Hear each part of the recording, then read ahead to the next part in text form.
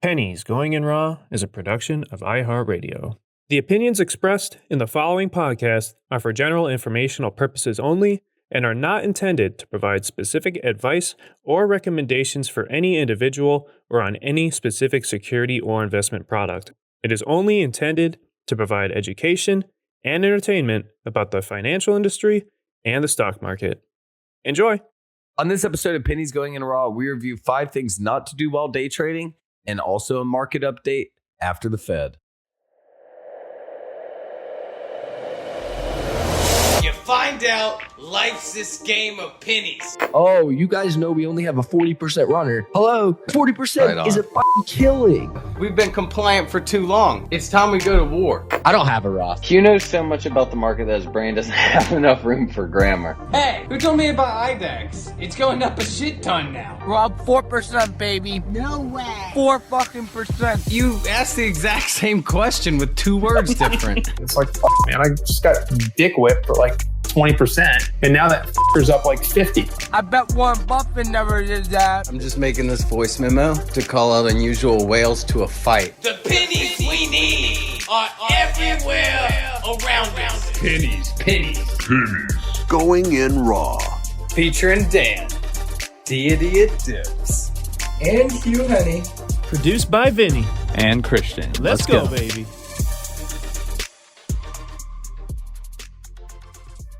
Welcome back to another episode of Pennies Going in Raw. Today is Wednesday, March the 23rd, and we're recording this on Sunday morning. We're both going to be out of town for a few days next week, so we recorded Sunday's episode like right after the Fed. So those were kind of snap reactions. You've had a couple days to kind of let it settle in. The market's definitely let it settle in. You remember those SPY calls I was talking about? Those 426 ones I bought for Friday? Yeah. So, they were at, I think I bought them around $2.50 on Monday. It started scaling out around like 360, 380-ish. The next day on Tuesday, bought it around 417. Started scaling out when it was around 422. You want to know what those bitches were at on Friday? What? Around $19 a piece. Oh my God, dude. What the hell? Yeah, man. So obviously the market liked the Fed. I remember even texting. I was like, do you think it's just a low volume meltdown prior? And now you see, and it's almost like what it was. I mean, we're at 444. We hit around 445 from a bottom of 415-ish from that. Yeah. So like around an 8 to 9% run, and when SPY is this high is pretty crazy. So what are your kind of reactions now that you've had it set in? Yeah, the first thing was that I wanted them to dump the market into the Fed meeting and then explode up on the Fed meeting. Yeah, I mean, you saw when it happened. I mean, it was down all day. No, it was kind of up all day. Then right, the meeting's about to happen. You saw it start to drop again back to that 420. That was like, nope, time to rock it. Yeah, exactly. And so my hope, and we talked about this. My hope was that I really didn't like them running it into the Fed meeting. I mean, prior to Monday and Tuesday, I had 2 big days, and so I thought that they were potentially setting it up for like a sell the news. And then my game plan was to basically let the market digest for the next week or two. This week, and then I'll pick up the pieces on the bottom. That was my hope, that they were running it up to sell the news, and then I'd pick up the pieces. Clearly that didn't happen. And it'll be really interesting to see because we were overextended going into Friday. So with Friday, what was that? The 18th? Friday the 18th. Yep. Yeah, Friday the 18th, we were overextended going into Friday, and we had opened up down. And then we had the last like 30 minutes of the day was just wild. So it'll be really interesting because it feels like we're at a pivot point. This could be the Max Payne trade. Everybody's super bearish. Everybody's super bullish. Flush it back down to 413 one more time. we pop back up, everybody gets super bearish again for the Fed meeting. Then we have big explosion. And then Friday might have been just like absolute chaos. And now we're really overextended. Like we need a pullback. But that being said, everybody is looking at the same charts and saying, hey, we need a pullback. So is this one of those things where, maybe everyone we thinks up? The same thing, so you got to do the different thing. Yeah. Yeah, like, okay, like we're overextended, but can we go overextended, and make it like a massive max pain trade? And then when everyone flips bullish, do we flush it again? Like that's kind of what I'm thinking. And that's why, like, I'll be the week of the 21st, I'll be in Aruba, so I'm completely off, but I'll be watching, but I'm not going to touch nothing because this is truly like a pretty big pivot spot, no matter how you look at it. Yeah, no, it's right in that middle of kind of like the bottom and the high, like our most recent low and our most recent high, or our all-time high, I guess that'd be. And it's kind of in that middle part where, we've been around here, but it hasn't really made up its mind. Do you think, we do this way too much, 500 before 400? Listen, I'm not gonna. Yeah, you've done it these too many predictions of times, mine so far. Yeah, listen, I'm still super bullish on the market. All right, I want to follow up everything with that first. How are you handling your calls? Because I know you're long-term bullish, but I'm sure some of those, I know they're a few months out or whatever, but I'm sure some of those ran a good 80 to 100% this week. Yeah, so they were down like 85%, and now they're only down 46%.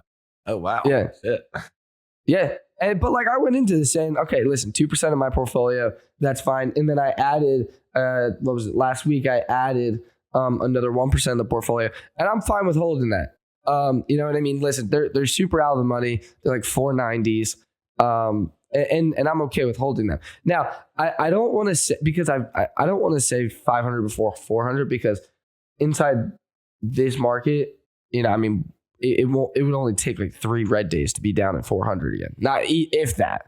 You know what I mean? And so I don't want to, and with the headline risk that we still have, I'm not going to say that.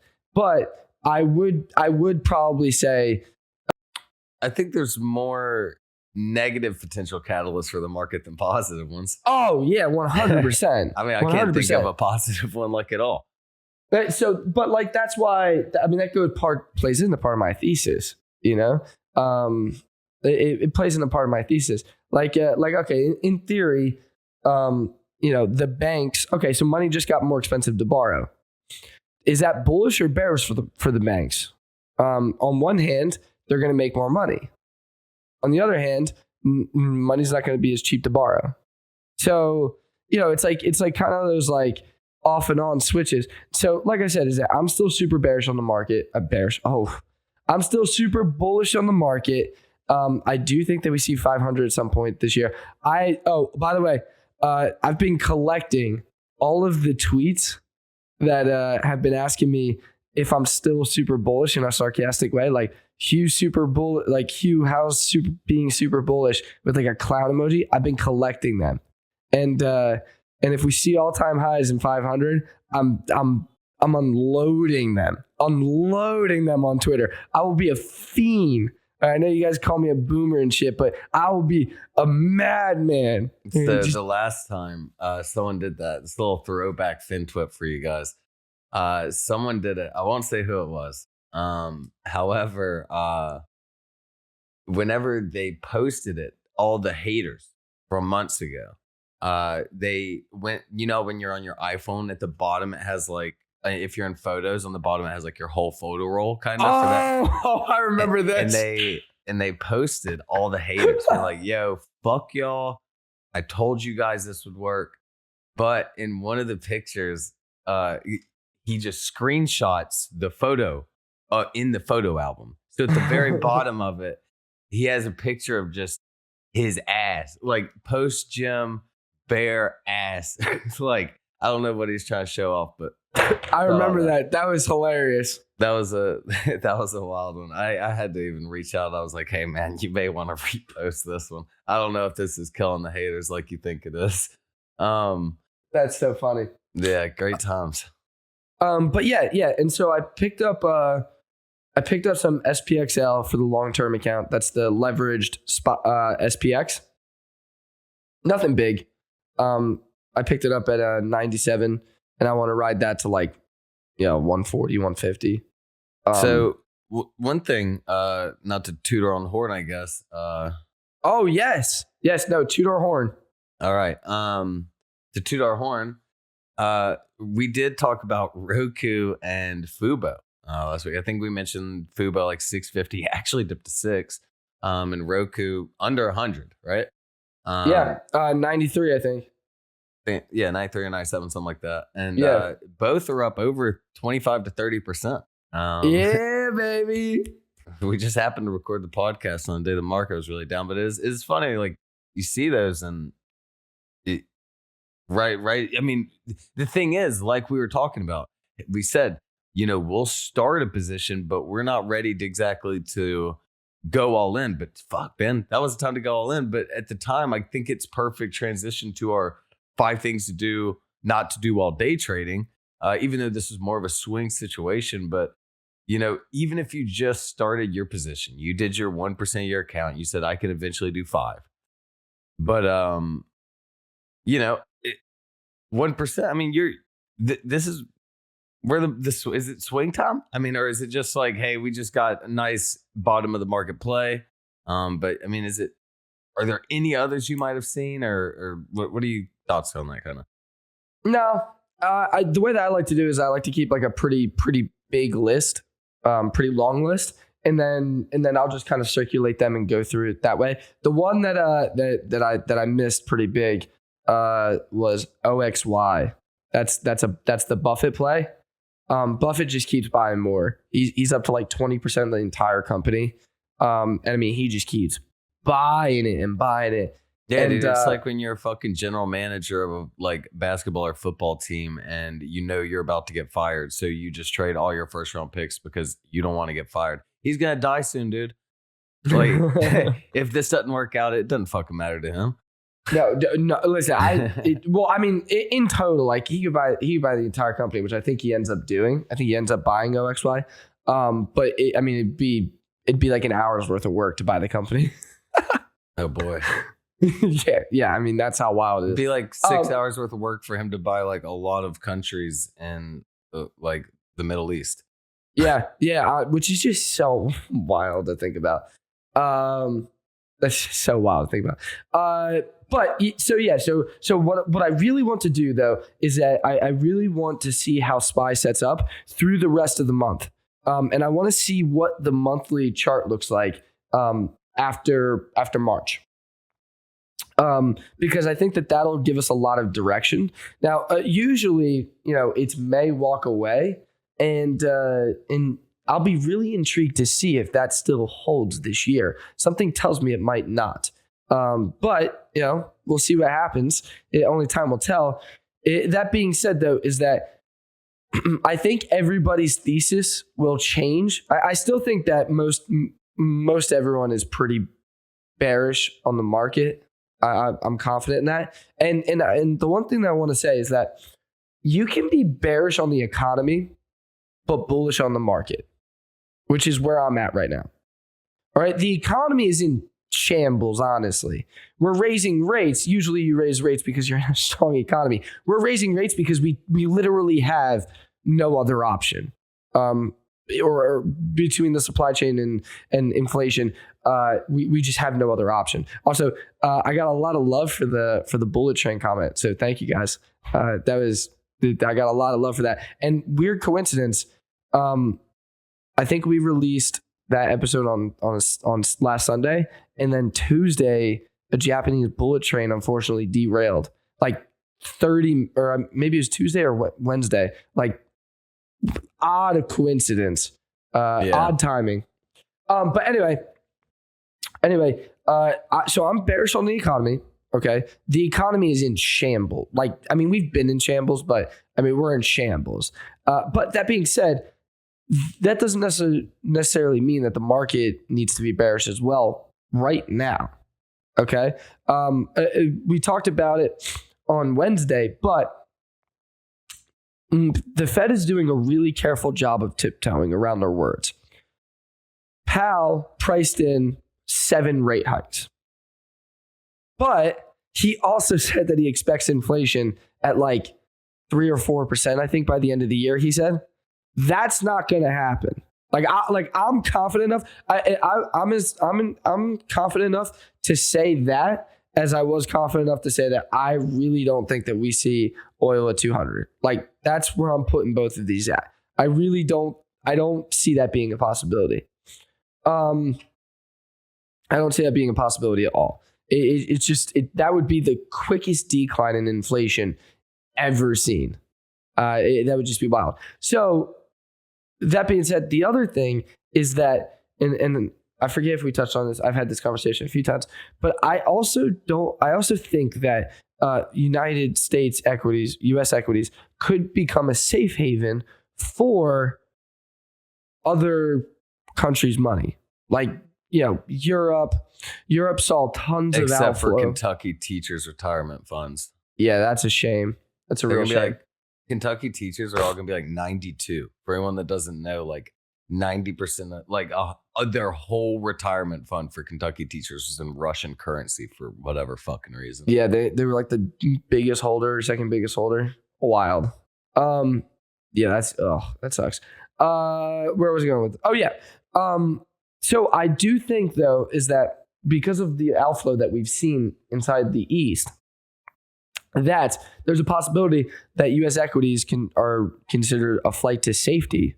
And when doing so, it just comes down to supply and demand. Like, if the Fed stops buying so much, which, they have, everybody thought that was going to be a big liquidity issue for the market. Well, what if that liquidity is replaced with, East money, basically? I mean, that gets us to the same spot. I don't know. So that's one of the theses that I've been looking at and I've been working on. It'll be really interesting. I'm still super bullish on the market. The economy's in shambles, but I think we'll be okay. That's all. All right. Well, I guess it's a good time to go into and I don't know how specific you were when you just said 5 things to do while day trading. I don't know if you counted all 5, but our 5 things to not do when day trading. I think my number 1's lose money. 2 is buying higher than you sold it at. 3 is don't get stuck in an offering or reverse split. I would like to know before those happen. I'd just reach out to the CEO if you could. 4 and 5, they'll come to me. Yeah, so the first one that I'll talk about is picking your spots and creating a plan. I'm going to put those 2 together because I truly feel that they should be grouped together. When you're creating a plan, you're picking an ideal zone to nibble or a starter or to buy more or whatever have you. And this gives you this mitigates risk, and most of us don't even know it. Because what this does is that this stops FOMO. When I'm saying, okay, listen, I'm waiting for this to come to here to buy this, and if it doesn't get there, I'm not going to touch it. That mitigates risk because we don't have the need to FOMO buy into this thing. Which leads me into picking your spots.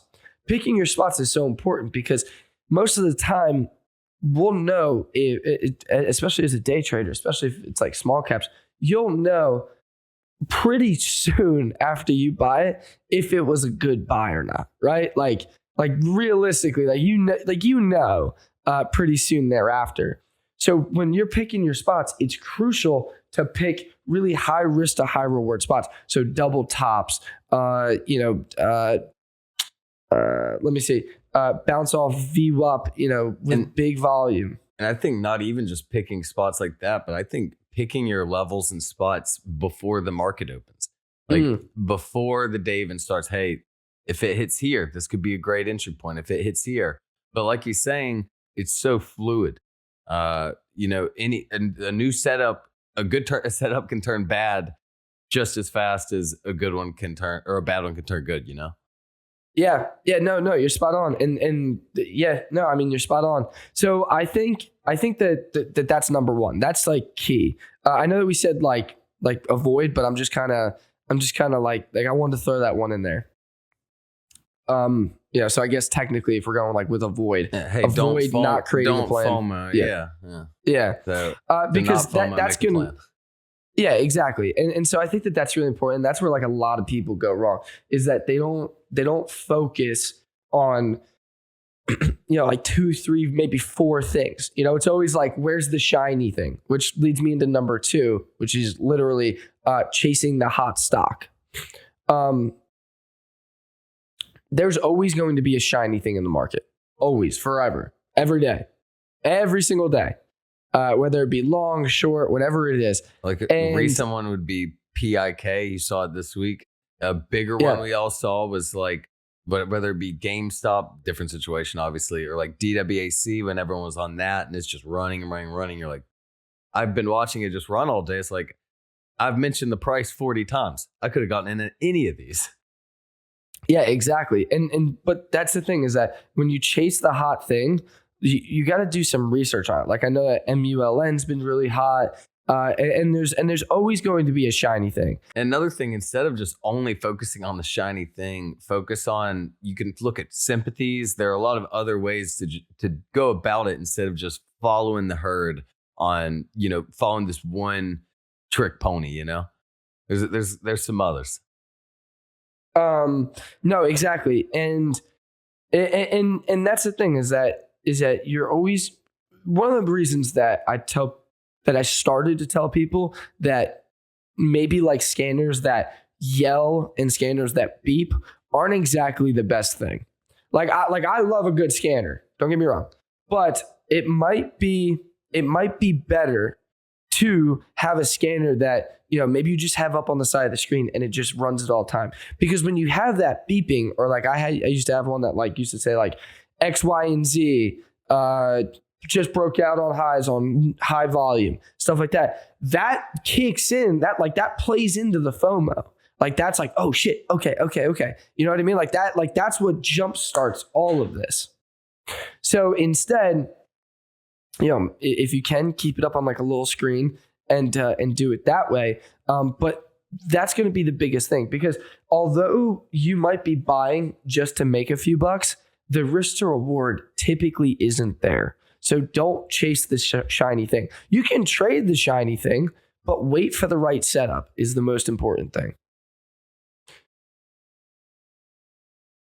Number three is one that we've talked about a lot. We've talked about a lot, and we continue to, but it's I think it's always important.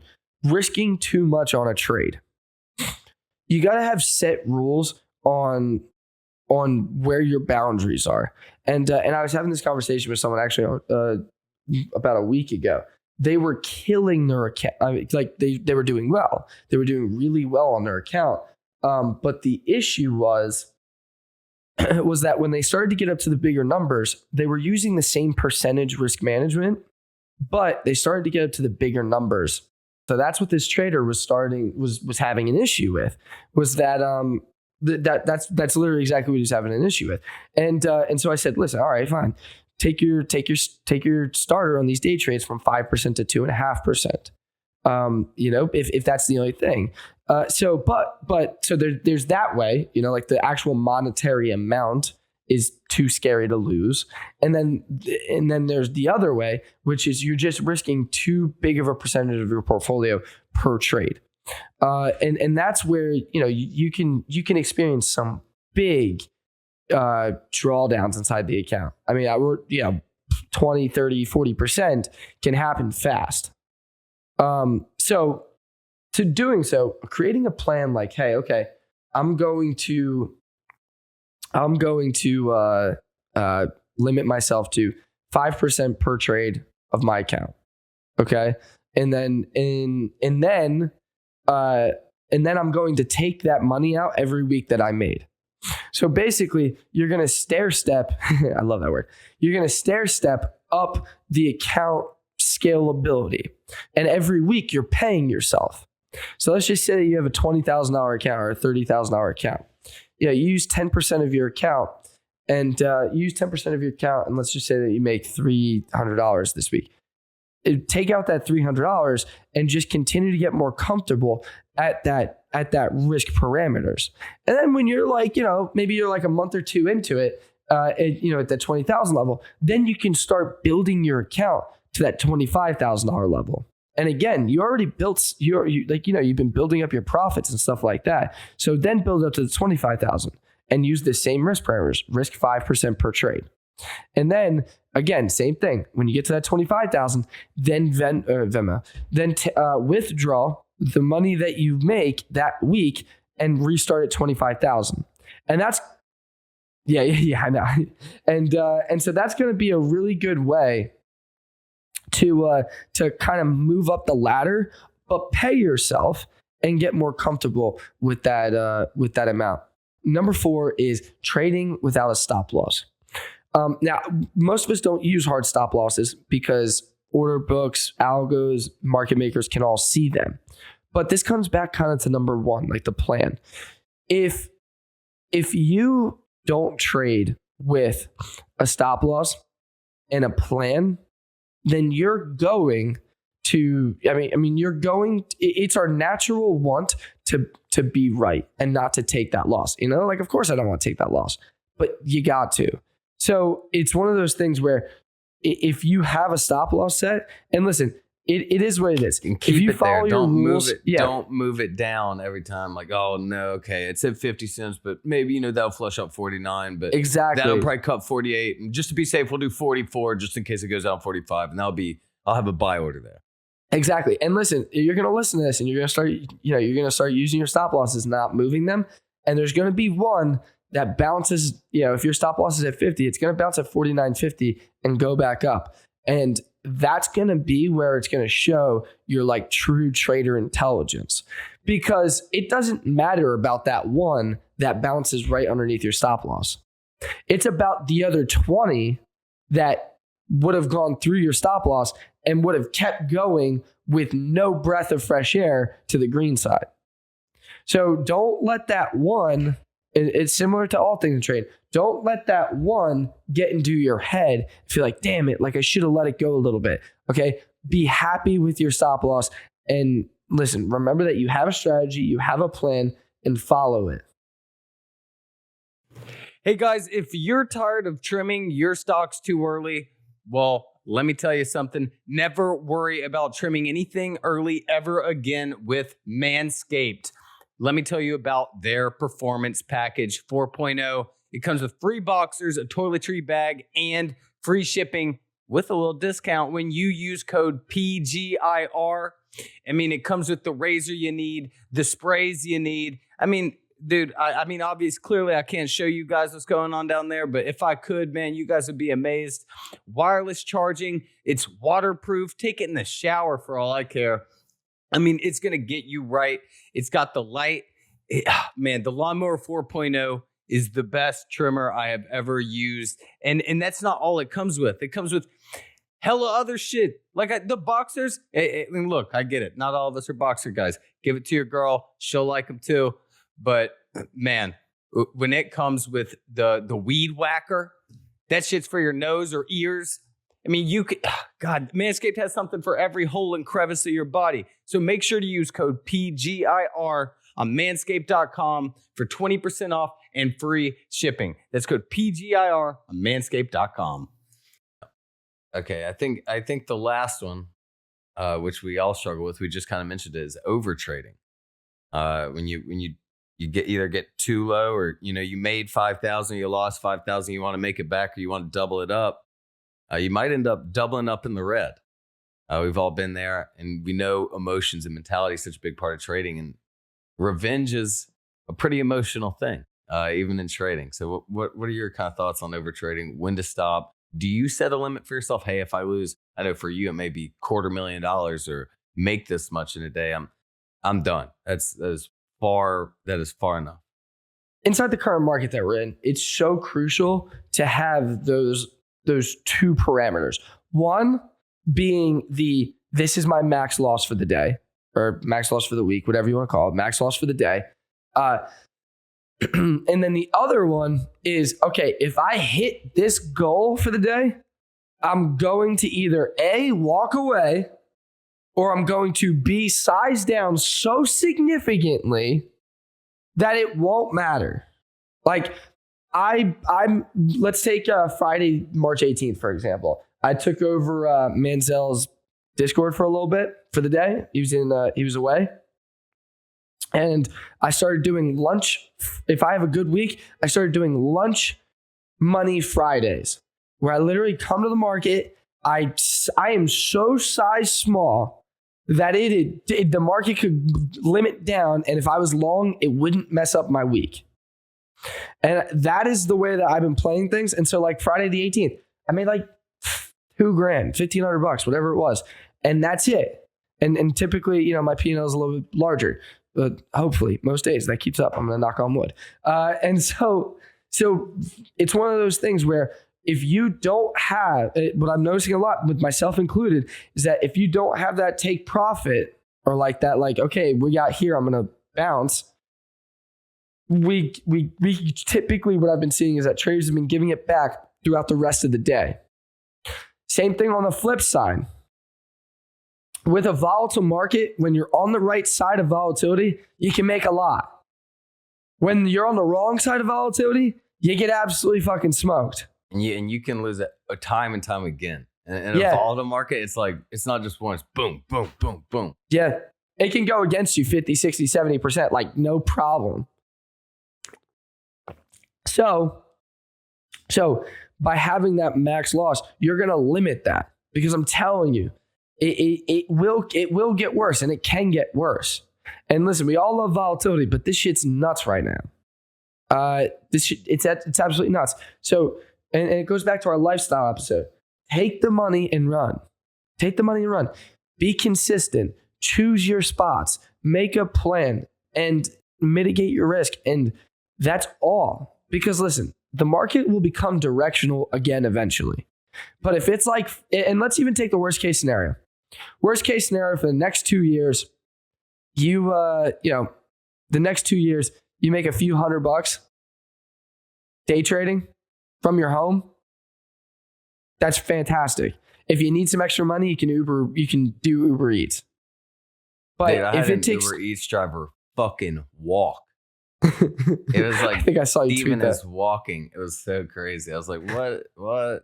Yeah. But so my point is that even if worst case scenario is that we're not directional for another 2 years, which I don't expect, but let's just say worst case scenario, then listen, you make a few $100 day trading, you're going to work that up to a few thousand every day. Or even if it's like $600 a day, that's $150,000 a year. That's a lot of money to make from home. So do that, make the money, and then run. And then we become directional. That's when you can hit it. And then it's like you have one of those outlier weeks where it is like you can't even take. Dan has a good story about this, I think, on AUPHI or something. I forget, but I'll say the story and then you can say it. But basically, what I was saying was that you have one of those outlier weeks where even if you wanted to take profit on something, it just works in your favor, and you end up making like your month's worth. You know what I'm saying? What was that? You had one stock where you... So it was like in August of 2020, I was in this stock. I forget which one it was, but it was my account was around 40,000. I bought it around 140. It hits 160. I'm like, okay, nice 15% gain. I'm trying to sell some. Not let me sell. I'll look it up. It's halted. It was halted for 3.5 hours, and it went up. It halted up 700%. And it was I only had like $2,000 in there, but it was like my first 10 grand for my first 5-figure trade, and like it saved because it happened on July 31st, and the next month was a really shitty August. So like it kind of saved me there.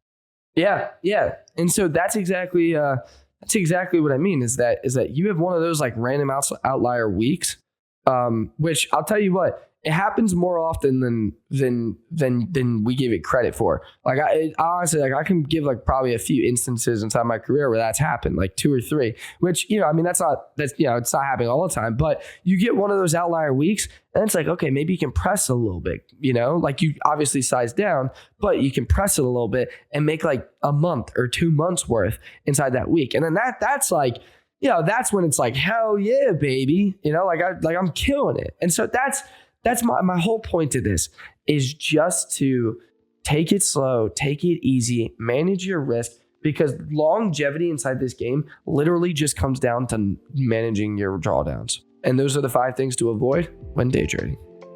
All right. Well, you have fun in Aruba. I've got to go to my mom's retirement party in Alabama. Happy retirement, Mrs. Didi. Is it because the podcast makes so much money that she can retire now? It's either that or my grandmother passed away. So probably one or the other. No, she's been planning on retiring for a hot minute now. So, well, congrats. Yeah. Now there's just someone in the family that takes drugs instead of sells them. She's a pharmacist, guys. All right, guys. We'll see you all on Sunday because this is coming out Wednesday. Hope you all have a fantastic week and take care.